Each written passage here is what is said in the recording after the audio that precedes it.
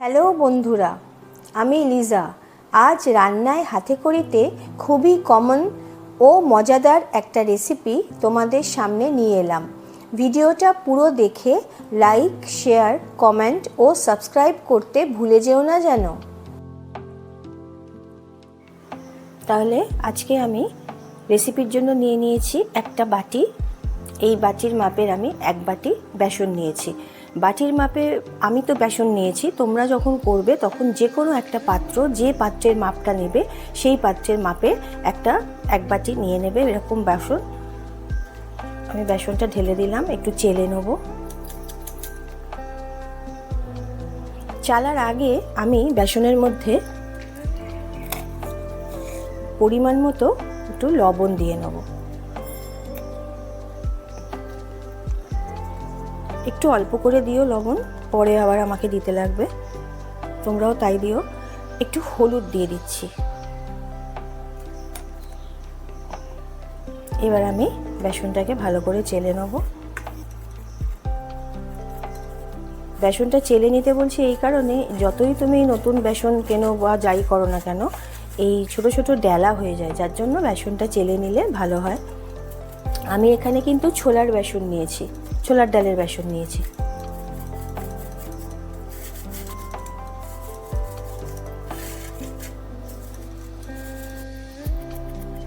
বেসন আমার চালা হয়ে গেছে। আমি এবার কি করব, এই বেসনের মধ্যে একটু হিং দিয়ে দেবো। হিংটা দিয়ে ভালোভাবে একটু মিশিয়ে নেব বেসনের সাথে। এটাতে কিন্তু কোনো রকম চিনি ইউজ হচ্ছে না। তোমরা যাদের ধরো ডায়াবেটিস আছে তারা কিন্তু এটা খেতে পারে, তারা যদি মনে করে তারা খেতে পারে। এটা খুব ভালো ডিশ একটা। ভালোভাবে মিশিয়ে নিলাম।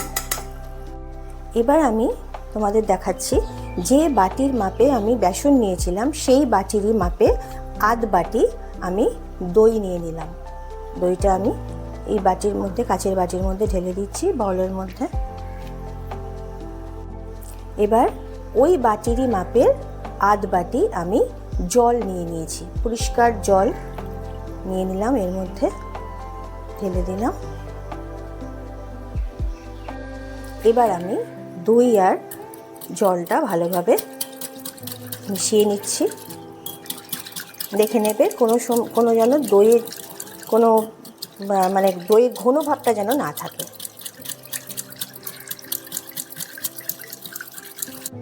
এবার আমি এই জলটা, এই দই মেশানো জল যেটা আছে সেটা আমি আস্তে আস্তে এর মধ্যে ঢালবো আর এটাকে গুলে নেব।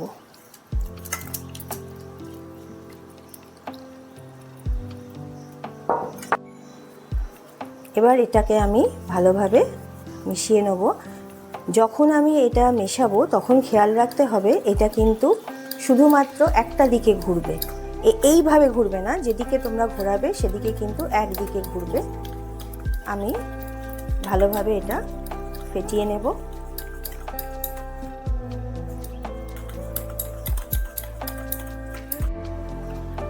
দই আর বেসন ভালোভাবে মিশে গেছে। এবার আমি কি করব, এই আদার একটা ছিলতে নিয়ে নিয়েছি টুকরো। এবার আদাটাকে আমি একটু স্ক্র্যাপ করে এর মধ্যে দিয়ে দেবো।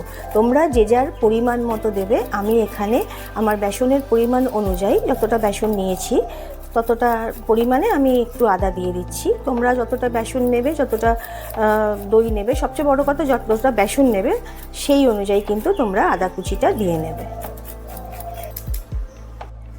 আবার কেউ যদি মনে করো আদা দেবে না, তাতেও তোমরা নাও দিতে পারো, কিন্তু এটা দিলে একটু খেতে ভালো লাগে, এই যা, আর কিছু না।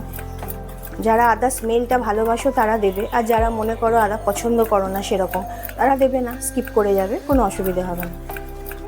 ব্যাটার আমার রেডি হয়ে গেছে। ব্যাটার আমি এবার 20 মিনিট কি আধ ঘন্টার জন্য চাপা দিয়ে রেখে দিলাম। ব্যাটারে আমি সময় দিয়েছি, একটু ভিজতে রেখে দিয়েছি স্ট্যান্ডিং টাইমে। এবার আমি এদিকে চলে এসেছি, এসে আমি একটা ডেকচিতে জল বসিয়ে নিয়েছি। জল আমার একটু একটু ফুটছে। এবার ফোটা জলের মধ্যে আমি চিনি দিয়ে নেবো, আমার রিফাইন্ড চিনি আমি একটু দিয়ে নেব। আমি একটা শিরা তৈরি করব। গ্যাস ওভেনে প্যান বসিয়ে দিয়েছি। এবার আমি এর মধ্যে একটু সর্ষের তেল দিয়ে দিচ্ছি, একটু বেশি করে দিলাম। অল্প একটু নুন দিয়ে নিচ্ছি, নুনটা দিলে ছিটকাবে না, আমার পরিমাণ মতো একটু লবণও লাগবে। এবার দিচ্ছি একটু সর্ষে, এবার এর মধ্যে কারি পাতা দিয়ে দিলাম।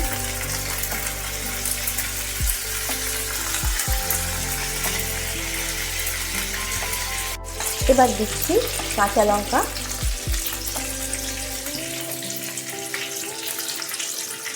কাঁচা লঙ্কাটাকে আমি চিড়ে নিয়েছি। এবার এটা নেড়ে নিতে হবে একটু।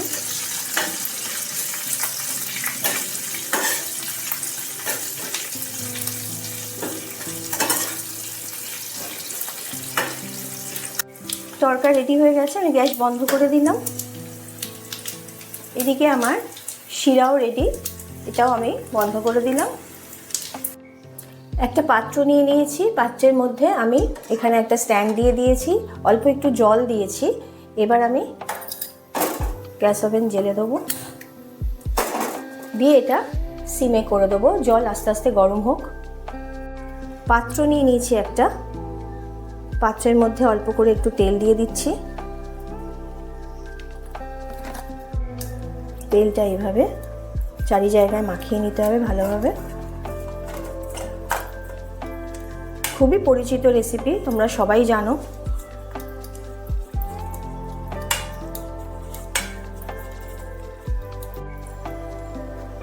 আমি ঢাকা খুলছি, আমার ব্যাটার মোটামুটি রেডি হয়ে গেছে একেবারে। এবার আমি এর মধ্যে একটু বেকিং পাউডার দিয়ে দেবো,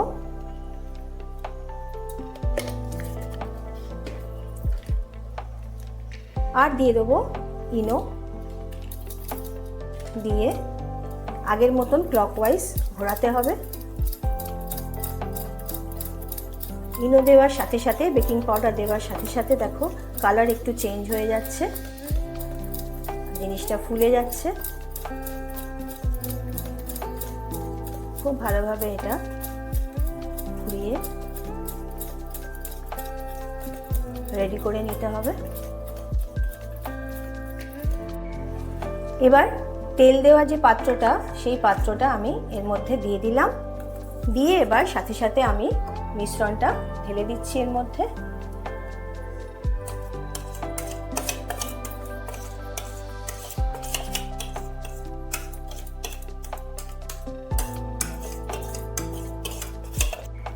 এবার ফ্লেমটাকে, গ্যাসের ফ্লেমটাকে আমি বাড়িয়ে দিলাম।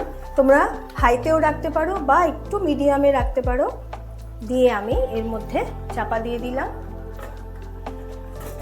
মিনিট 15 পরে আমি এটা দেখব। ঠিক 15 মিনিট বাদে ফিরে এলাম, সে ঢাকা খুলে দেখছি এটা হয়ে গেছে কিনা। দেখো কিছু লাগছে না কাঠির গায়ে, এটা হয়ে গেছে। আমি এবার গ্যাস ওভেন বন্ধ করে দিলাম। আমার আজকের রেসিপি ধোকলা অলমোস্ট রেডি হয়ে গেছে। আমি এবার এটাকে থালার মধ্যে উল্টে নেব।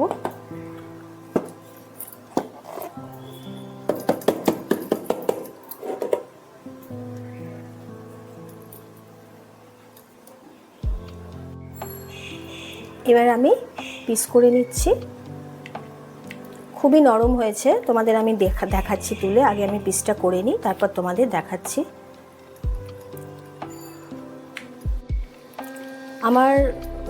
আমার আত্মীয় স্বজন বা বন্ধু বান্ধবের কাছে একটা অনুরোধ আছে, সেটা হলো আমার যে রেসিপিগুলো তোমরা দেখছো অবশ্যই তোমরা দেখো, কিন্তু আমার অনুরোধ এটাই, তোমরা কমেন্ট বক্সে কমেন্ট করো। কারণ তোমরা যে ফোনে আমাকে বলো, এটা কিন্তু সবাই শুনতে পায় না, কেউ বুঝতেও পারে না। সেই জন্য আমার ভালো খারাপ যাই হোক না কেন, তোমরা আমাকে কমেন্ট বক্সে কমেন্ট করো, যাতে সবাই বুঝতে পারে যে কি বলতে চাইছো তোমরা। কারণ চ্যানেলটা কিন্তু সবার চ্যানেল, আমি সবার জন্যই সবাইকে দেখাচ্ছি, যার জন্যই তোমাদের কাছে আমার এটা অনুরোধ। আর যারা নতুন আমার চ্যানেল দেখছো তাদেরকে কিছু বলার নেই, তারা দেখবে আমার রান্না কীরকম হচ্ছে সেটা দেখে আমাকে অবশ্যই কমেন্ট করো, সাথে সাবস্ক্রাইব করো, আর আমাকে লাইক আর শেয়ার করে দিও। আমি একটা তুলে তোমাদের দেখাচ্ছি কতটা সফট হয়েছে।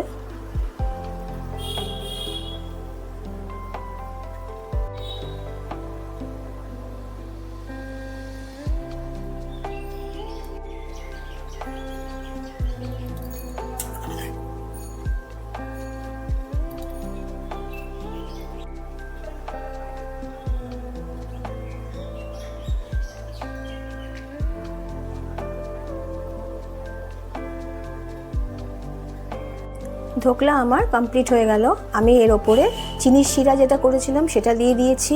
আমি কারি পাতার যে এটা করেছিলাম, মশলাটা করেছিলাম, সেটাও আমি দিয়ে দিয়েছি। আর দিয়েছি তেঁতুলের যে কাতটা করেছিলাম, তেঁতুলের একটা চাটনি করেছিলাম, সেই তেঁতুলের চাটনির আমার পুরো রেসিপি কিন্তু ডেসক্রিপশন বক্সে দেওয়া আছে, লিঙ্ক দেওয়া আছে, তোমরা একটু দেখে নিও। আমার তৈরি হয়ে গেল আজকের রেসিপি ধোকলা।